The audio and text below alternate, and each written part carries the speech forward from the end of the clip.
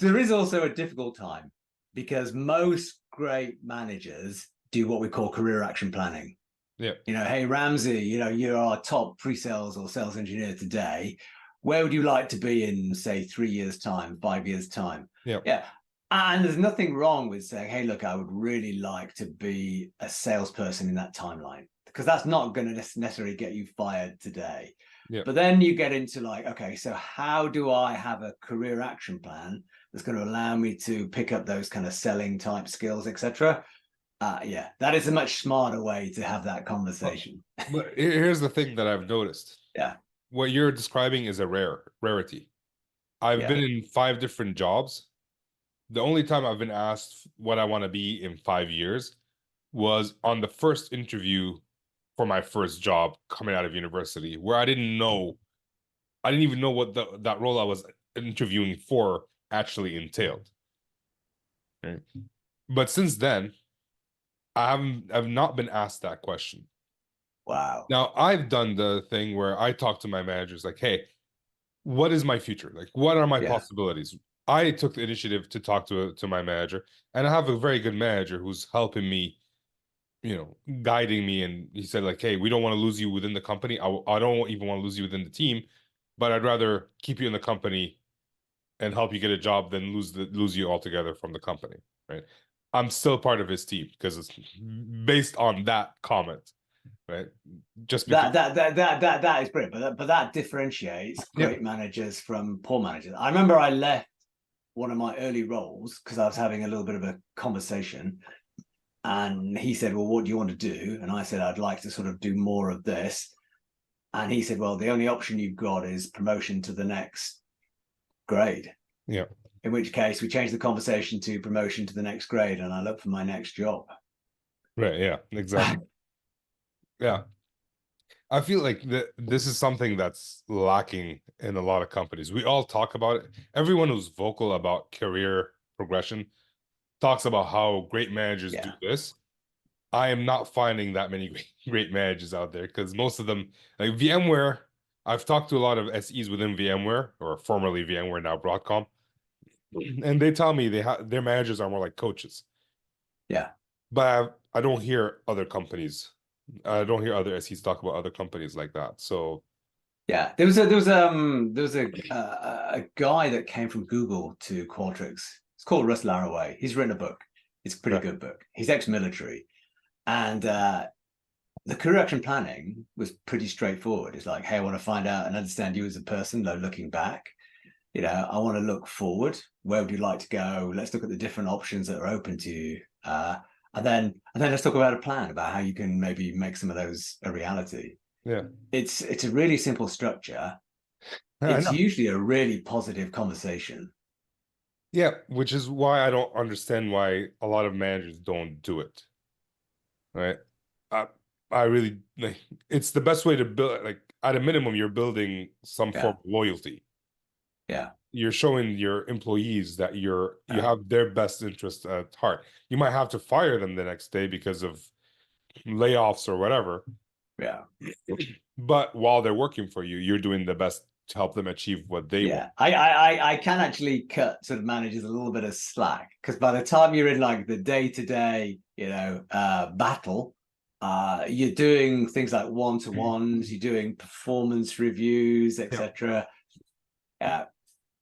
Career action plans are more strategic, and it's really easy to forget the strategic when you just it's the important combat, the important versus the urgent, right?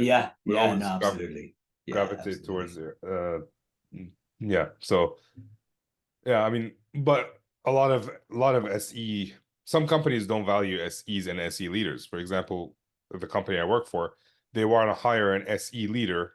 The current SE leader is retiring. They want to find his replacement. That person would have 12 reportees, and they have to be a player coach. Wow. That won't work, Ramsey. Yeah. Okay. My experience, it's a bit like up to 5 reports. I always tell people they're a player manager. Yeah. You need to like lean in. When you get to 8, that is the optimum number to be a full-time manager. Once you get over 8, like 10, you can do, but when you come around to all those one-to-ones, that performance reviews, you're going to be super busy. Yeah. If you've got 12 reports, that's Well, going to be almost nigh impossible. They brought it down from 20. Okay. And they're like, all right, go ahead. You're gonna be a player coach now. Like, I don't know how, like, I don't know how that person's gonna be successful. I hope the best for whoever gets the job. Yeah. But it's just I don't see that happening. And that's one of the things that when you're planning your career as an SE, right? Yeah. We talked about that you can go different places. What if your plan versus reality don't match? Like, what advice would you give that person? Yeah. Yeah. No, As that's in true. me, what advice would you give me? I planned to be an SE leader like 5 years ago, and I got shifted into sales. What advice would you give me? Yeah. So I there are two things I would sort of consider here. Obviously, being pre-sales, it'd always be good to be 3. Maybe I'll think of the third one to go on. So number 1 is we spend a lot of time doing our job. Yep. Yeah. Typically 8 hours a day. So you need to enjoy it. Yeah. Because like that is a lot of your life that you're dedicating something. So okay, you need to be enjoying it. Otherwise, you need to be changing it. The other thing is always look at yourself, stroke CV, through somebody else's eyes. Yeah. And then think about how you're going to tell that story. So, hey, look, I was here doing this role, and this is what I achieved, and this is what I learned from that role. And then I wanted to progress in this particular way. So these are the decisions I made. So always think of that narrative as you're making those calls. Yeah. Does that make sense? Yeah. I can tell you, I took this job based on the narrative that the manager that was hiring me at the time.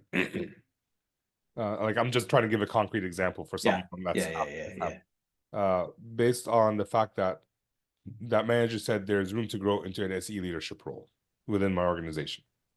That's the only reason I took the job. Because in my previous company, they basically said we can't hire an SE leader out of Canada. Yeah. It's like, all right, fine. I moved. And then I find out, all right, there is no SE leader within that team. And when I talked to the manager, who's the sales director, who hired me, it's like, no, we don't need an SE leader. So he was managing 7 SEs and 6 salespeople. It's like, all right, fine. I'm not going to be able to convince this guy. Let me work with him so that I can meet some other sales engineering leaders within the company. Maybe not this team, but within the company. And I did a very good job as a sales engineer. So good to the point where I went on paternity leave for 3 months, came back, and they said, congratulations, you're too good of an SE. You are now in sales. Right. So the narrative in my head is like, well, I can't leave now. Like, I have to be successful before I leave. I can't just run away. Yeah.